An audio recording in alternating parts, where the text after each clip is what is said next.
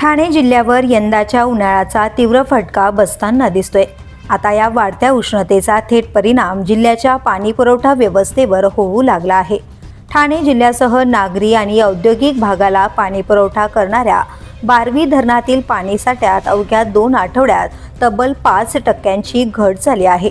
2 आठवड्यांपूर्वी 40% आसपास असलेला साठा आता थेट 35%वर आलाय। वाढते तापमान, पाण्याचा वाढलेला वापर आणि धरण क्षेत्रातील वेगाने होणारे बाष्पीभवन यांमुळे उपलब्ध जलसाठा झपाट्याने कमी होत असल्याचं चित्र आहे। मार्च महिन्यापासूनच मुंबई महानगर प्रदेशासह ठाणे जिल्ह्यात उष्णतेची तीव्रता वाढू लागली होती। एप्रिल आणि मे महिन्यात तापमानाने उच्चांक गाठल्याने घरगुती, व्यावसायिक आणि औद्योगिक स्तरावर पाण्याचा वापर मोठ्या प्रमाणात वाढला आहे। त्याचवेळी धरण परिसरातील वाढत्या तापमानामुळे पाण्याचे बाष्पीभवन अधिक वेगाने होत असून जलसाठ्यावर दुहेरी परिणाम होत आहे। सद्यस्थितीत बारवी धरणाची एकूण क्षमता 338.84 दशलक्ष लिटर इतकी आहे। मात्र सध्या धरणात केवळ 120.98 दशलक्ष लिटर म्हणजेच अवघा 35% उपयुक्त पाणीसाठा शिल्लक आहे। जर हाच वेग कायम राहिला तर पावसाळा सुरू होण्यापूर्वी उपलब्ध जलसाठ्यावर मोठा ताण निर्माण होण्याची शक्यता व्यक्त केली जाते। ठाणे, कल्याण, डोंबिवली आणि इतर शहरी भागांमध्ये पाणी पुरवठ्याच्या वेळेत कपात, पर्यायी दिवसांवर पाणी पुरवठा आणि जलवापरावर नियंत्रण अशा उपाययोजना सुरू आहेत।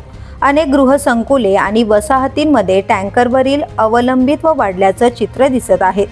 ग्रामीण भागात परिस्थिती आणखी गंभीर बनत चालली आहे। विहिरी, बोरवेल आणि लहान जलस्रोतांची पातळी आधीच खालावली असून काही गावांमध्ये टँकरद्वारे पाणी पुरवठा सुरू आहे। विशेषतः शहापूर आणि मुरबाड तालुक्यांमध्ये पाणी टंचाईची तीव्रता अधिक वाढली आहे। या भागातील सुमारे 50,000 नागरिक सध्या पिण्याच्या पाण्यासाठी प्रशासनावर अवलंबून आहेत। या नागरिकांना नियमित पाणी पुरवठा करण्यासाठी जिल्हा प्रशासनाकडून तब्बल 36 पाणी टँकरद्वारे पाणी पुरवठा केला जातोय।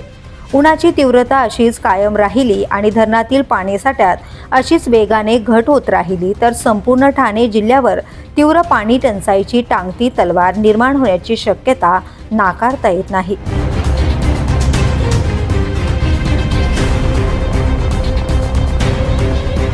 द पोलीस न्यूजसाठी श्रीधर चव्हाण, ठाणे।